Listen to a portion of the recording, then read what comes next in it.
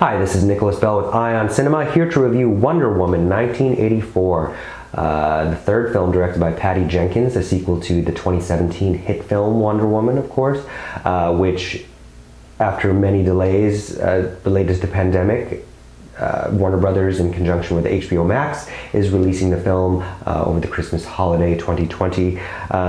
If you go back even further in time, of course, the origins of Wonder Woman started with William Moulton Marston's early S&M kinky strips before she became a DC property, if you will. And I really recommend going back to watch Professor Marston and the Wonder Women, detailing his very interesting relationship and the origins of this character, which I think are actually far more progressive than what Jenkins has managed to create with this highly anticipated sequel, which of course is set in 1984, but kind of lacks anything really characteristic about that period beyond minor jokey throwaways, if you will.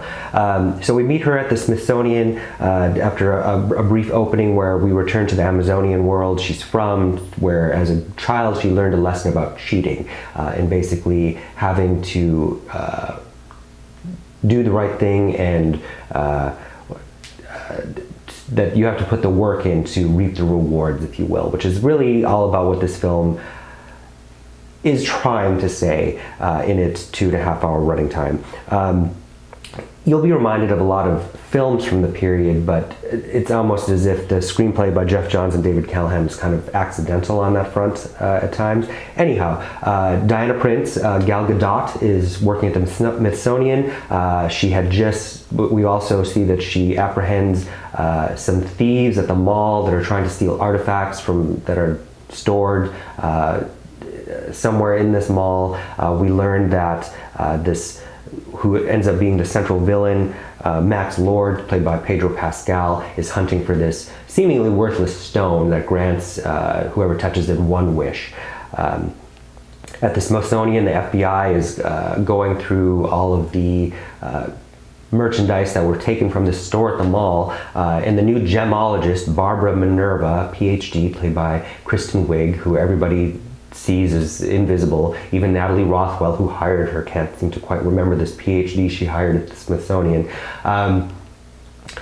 accidentally stumbles upon this wish mechanism, and both her and Wonder Woman end up making a wish. Gal Gadot's wish ends up being that the love of her life, who died in the previous film, Chris Pine, returns. He shows up much like Patrick Swayze shows up in the body of Whoopi Goldberg. He's in the body of somebody else. But Diana can see him, and ostensibly, as we're seeing this through her eyes, we only see Chris Pine, who's beginning to look a little bit like a certain period of Peter O'Toole, which might be the hair. Of course, Barbara Minerva wished to be like Diana without quite realizing what that means, and eventually she realizes her powers. When it comes time that they learn that they have to revoke their powers for order to be restored, Barbara refuses and goes, if you will, to the bad side to protect Pedro Pascal, who got a hold of the stone, has wished that he become the stone, and then kind of vicariously has to get all the wishes he wants made by asking other people to touch him and make the wish for him.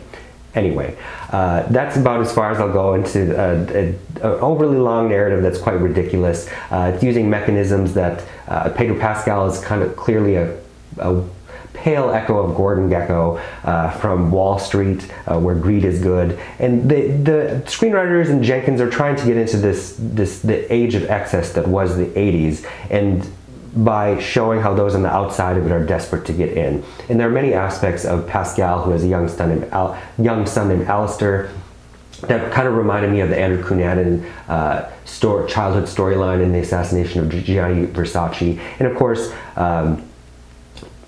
Kristen Wiig's character as a white woman that's also trying to get her due. The glow up is very minimized. This should have felt more like Selena Kyle to Catwoman in Batman Returns. She has no agenda. There's no real trauma other than that she's been ignored.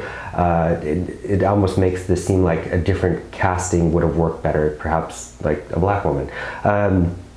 It just based on where Wonder Woman came from as a property to where it is today, this seems very weak. There's nothing provocative in this latest from Patty Jenkins, which is really what is most disappointing.